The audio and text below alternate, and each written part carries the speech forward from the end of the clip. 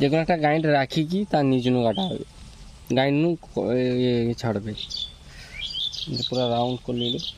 দুটা গাইটের মাঝে যদি ছাড়ি না, গোটে গাইড উপরে রাখতে হবে যেটা নু চেটটা ছাড়বে একটা, তারপরে লেন্থ নিয়ে একটা লেন্থ।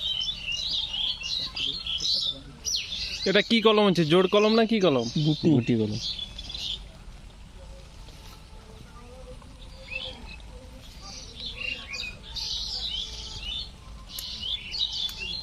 জোড় কলম, দাবা কলম, শাখা কলম, গুটি কলম।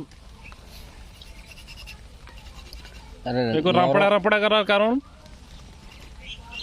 কইতে হবে।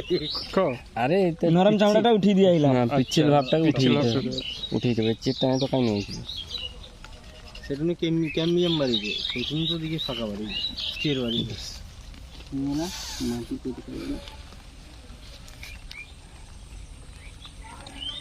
যে কোনো মাটি দিনে হবে না কোকোপিট দিতে হবে? যে কোনো মাটি। কাঁদো গোড়া না দিয়ে যদি মানে গোবর গোড়া দেই তাহলে মরি কি ডাল ছত্রাক বাড়ি পড়বে সেটা। কোকোপিট দিনে কিছু হবে? কোকোপিট দিতে পারি। নিম খালি দিলে হবে না? না, বেশি জৈব হয়ে যাবে। তবে কোকোপিটই দিব। কোকোপিটে জল বেশি ধরবে এখন, বৃষ্টিকাল না, এটা বৃষ্টিকালে এটা করা ইজিলি হয়ে যাবে। দেখে মনে আনন্দ হয়েছে, ফোর পাইছে রে সরকম মানবি তো, বৃষ্টিকালে অটোমেটিক জল পাইছে।